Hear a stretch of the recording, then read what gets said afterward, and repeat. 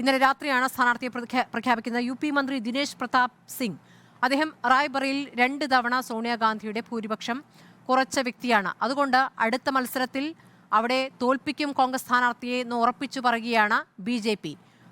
അത് രാഹുൽ ഗാന്ധിയാണെങ്കിൽ പരാജയം കടുത്തതായിരിക്കുമെന്ന് അവകാശപ്പെടുന്നു. ഈ ആത്മവിശ്വാസം BJP പ്രകടിപ്പിക്കുമ്പോൾ അതിന്റെ കണക്കുകൾ മുന്നിലുണ്ടല്ലോ. അല്ല, ഒന്ന് റായ്ബറേലിയിൽ ആര് മത്സരിക്കും എന്ന കാര്യത്തിൽ സ്മൃതിക്ക് സംശയം ഉണ്ടായിരുന്നു. ഒന്നുകിൽ കോൺഗ്രസിന്റെ ഏതെങ്കിലും, ഒന്നുകിൽ പ്രിയങ്ക ഗാന്ധി അല്ലെങ്കിൽ രാഹുൽ ഗാന്ധി, ഇതൊരു ഉറപ്പായിരുന്നു. അമേഠിയിൽ ആര് മത്സരിക്കും എന്ന ചോദ്യത്തിലാണ് ഒരു ചെറിയ കൺഫ്യൂഷൻ ഉണ്ടായിരുന്നത്. ആ കൺഫ്യൂഷൻ അവസാനിച്ചു. പിന്നെ തോൽപ്പിക്കുമെന്ന് BJP പറഞ്ഞോട്ടെ, അത് ജനാധിപത്യമല്ലേ. ഞങ്ങൾ കുടുംബ മണ്ഡലം എന്നൊന്നും പറയുന്നില്ല, ജനാധിപത്യമല്ലേ, തോൽപ്പിക്കട്ടെ, ജയിപ്പിക്കട്ടെ. പക്ഷെ ഇതുപോലെയുള്ള പ്രചരണങ്ങൾ നടത്തുമ്പോഴാണ് ഞങ്ങളുടെ പ്രശ്നം. ഞാൻ സ്മൃതി പറയുന്നു, ഇന്ന് മെയ് 3 ഇന്നത്തെ ചർച്ച മണിപ്പൂരിലെ 1ാം വാർഷികം. ഇന്നും തോക്കുകൾ കൊണ്ട് കഥ പറയുന്ന, തീയടങ്ങാത്ത, പുകയടങ്ങാത്ത, കൊലപാതകം അവസാനിക്കാത്ത മണിപ്പൂരിനെ പറ്റി ചർച്ച നമുക്ക് അംഗീകരിക്കാമായിരുന്നു. അതിനൊരു പൊളിറ്റിക്കൽ, ഒരു രാഷ്ട്രീയ ധാർമ്മികതയുണ്ടായിരുന്നു. ഇനി അതല്ല, പ്രജ്വൽ രേവണ്ണ എന്ന് പറയുന്ന 1000ഓളം സ്ത്രീകളെ പീഡിപ്പിച്ച ആൾക്ക് വേണ്ടി നരേന്ദ്രമോദി നടത്തിയ പ്രചരണത്തിലാണ് ചർച്ചയെങ്കിൽ നമുക്കത് കുറച്ചുകൂടി നല്ലായിരുന്നു.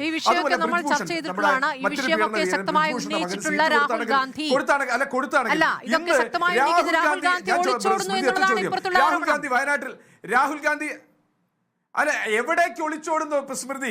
നിങ്ങൾ പറയുന്നതിന് ഒരു ക്ലാരിറ്റി.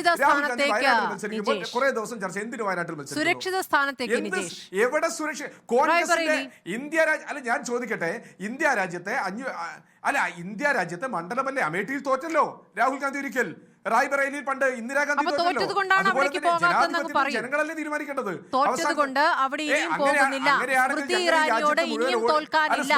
എന്നതാണോ തീരുമാനം? അല്ല, ഞങ്ങളെ സംബന്ധിച്ചിടത്തോളം ഞങ്ങൾ ഈ ഇലക്ഷൻ തന്നെ ജയിക്കാൻ വേണ്ടി മത്സരിക്കുകയാണ്. ഇവിടെ മാത്രമല്ല, ഞങ്ങൾ എല്ലാ സ്റ്റേറ്റിലും മത്സരിക്കുന്നുണ്ട്.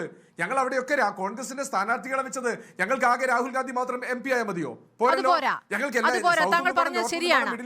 എല്ലാ ഭാഗത്തും വേണം. നിജേഷ്, ഇത് ജനങ്ങൾക്ക് ബോധ്യമാകുന്ന ഒരു വിശദീകരണം നൽകിയാൽ മതി. കാരണം KVS ഹരിദാസ് നേരത്തെ ചോദിച്ചതുപോലെ എന്ത് മെസ്സേജാണ് അമേഠിയിൽ മത്സരിക്കുന്നില്ല എന്ന തീരുമാനത്തിലൂടെ കോൺഗ്രസ് നൽകുന്നത്? രാഹുൽ അമേഠിയിൽ നിൽക്കുന്നില്ല എന്നതിൽ എന്ത് മെസ്സേജാണ് തിരിച്ചു ചോദിക്കട്ടെ. അമേഠിയിലാണ് രാഹുൽ ഗാന്ധി മത്സരിക്കുന്നതെങ്കിൽ നിങ്ങൾ എന്താ ചോദിക്കുക? ഈ പറഞ്ഞ ജിതേന്ദ്ര സിംഗിനോട് തോൽക്കുമെന്ന് പേടിച്ചിട്ട് കോൺഗ്രസ് മത്സരിക്കുന്നില്ല. ഈ തവണ കോൺഗ്രസ് തീരുമാനമെടുത്തു, നെഹ്റു കുടുംബത്തിൽ നിന്ന് ഒരാൾ മത്സരിക്കുന്നു. അത് കോൺഗ്രസിന്റെ ഒരു സ്ട്രാറ്റജിയാണ്. അവരെവിടെ മത്സരിക്കണമെന്ന് തീരുമാനിക്കാനുള്ള ഒരു മിനിമം സ്വാതന്ത്ര്യം ആ പാർട്ടിക്കില്ലേ? ഈ നിങ്ങൾ ഏത് തലത്തിൽ വേണമെങ്കിൽ നെറേറ്റീവ് സൃഷ്ടിച്ചോ.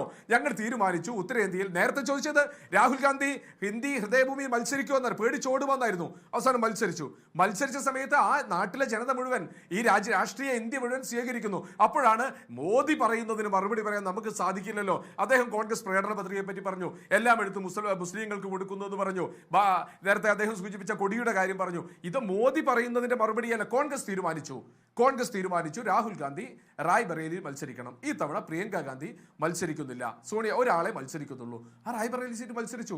അതിനപ്പുറത്തേക്ക് ഞങ്ങൾ അതിന്റെ രാഷ്ട്രീയ കാണുന്നില്ല. നിങ്ങൾ നേരത്തെ പറഞ്ഞതിന്റെ നേരെ ഓപ്പോസിറ്റ്, BJP ജയിക്കുമെന്ന് പറയുന്ന, 2 തവണ സീറ്റ് കുറച്ചു കൊണ്ടുവരുമെന്ന് പറയുന്ന, BJPക്ക് സംഘടനാ ശക്തിയുള്ള, BJP ദയനീയമായി കോൺഗ്രസിനെ തോൽപ്പിക്കും എന്ന് പറയുന്ന സ്ഥലത്ത് വെല്ലുവിളിയോടുകൂടി കോൺഗ്രസ് മത്സരിക്കുന്നു. അങ്ങനെ തീരുമാനിച്ചാൽ പോരെ? ഞങ്ങൾക്ക് ആകെ ഒരു സീറ്റല്ലേ ഉണ്ടായിരുന്നുള്ളൂ. ആ സീറ്റ് ഞങ്ങൾ മത്സരിക്കുന്നു. രാഹുൽ ഗാന്ധി ജയിക്കാൻ വേണ്ടി മത്സരിക്കുന്നത്. നിങ്ങൾ അങ്ങനെ വേണേ കരുതിക്കോ.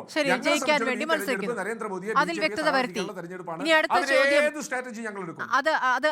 വരുത്തി നിജേഷ് ശരദൻ. ജയിക്കാനുള്ള മത്സരമാണ്, അതുകൊണ്ട് ജയിക്കുന്ന മണ്ഡലത്തിലേക്ക് അദ്ദേഹം മാറിയിരിക്കുന്നു. അതിൽ വ്യക്തത വന്നു കഴിഞ്ഞു. പക്ഷേ ഇനി 2 മണ്ഡലത്തിലും ജയിച്ചു കഴിഞ്ഞാൽ, വയനാട്ടിലും റായ്ബറേലിയിലും ജയിച്ചു കഴിഞ്ഞാൽ ഏത് മണ്ഡലം വേണ്ടെന്ന് വെക്കും? 2 തവണ വിജയിപ്പിച്ച വയനാട്ടുകാരെ ഒഴിവാക്കി ഉപേക്ഷിച്ച് അദ്ദേഹം പോകുമോ? അങ്ങനെ ഒരു ചോദ്യം ഉയരുന്നില്ലേ? അങ്ങനെ ഒരു ചോദ്യം വരുമ്പോൾ കേരളത്തിൽ അത് കോൺഗ്രസിന് തിരിച്ചടിയാകില്ലേ? ഇനി അങ്ങോട്ട് നിയമസഭാ തെരഞ്ഞെടുപ്പ് വരികയല്ലേ? ഈ ചോദ്യങ്ങളൊക്കെ ഉണ്ട് നിജേഷ് അരവിന്ദ് നിങ്ങൾക്ക് മുന്നിൽ.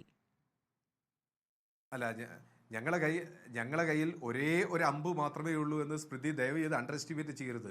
രാഹുൽ ഗാന്ധി ആണെങ്കിൽ സമാനമായ ആളുകൾ മത്സരിക്കാൻ, വയനാട്ടിലെ ജനതയ്ക്കോ അല്ലെങ്കിൽ റായ്ബറേലിയിലെ ജനതയ്ക്കോ, നിങ്ങളതാൽ 2 ജയിക്കും എന്ന് പറഞ്ഞതിൽ വലിയ സന്തോഷമുണ്ട്. ജനതയ്ക്ക് ഒരു പ്രയാസവും ഉണ്ടാവാത്ത രീതിയിൽ, അവരുടെ കാര്യങ്ങൾ നോക്കാവുന്ന രീതിയിൽ ഉള്ള ആളുകളെ മത്സരിപ്പിക്കാൻ ഇഷ്ടംപോലെ ആളുകൾ കോൺഗ്രസിനുണ്ട്. നമ്മൾക്കിട്ടല്ല, കേരള തെരഞ്ഞെടുപ്പിന് മുമ്പ് ആരൊക്കെയാണ് സ്ഥാനാർത്ഥികളെന്ന് വലിയ ചർച്ച വന്നു. ഒറ്റയടിക്ക് സ്ഥാനാർത്ഥികൾ വന്നു, ആ ചർച്ച അവസാനിച്ചു. അതുകൊണ്ട് ആ കാര്യത്തിലൊന്നും ഒരു പ്രയാസവും വേണ്ട.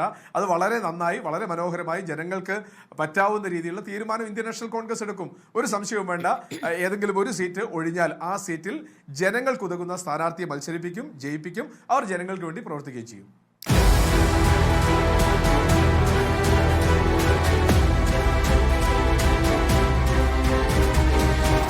ഡിബേറ്റ് വിത്ത് സ്മൃതി പരുത്തിക്കാട്.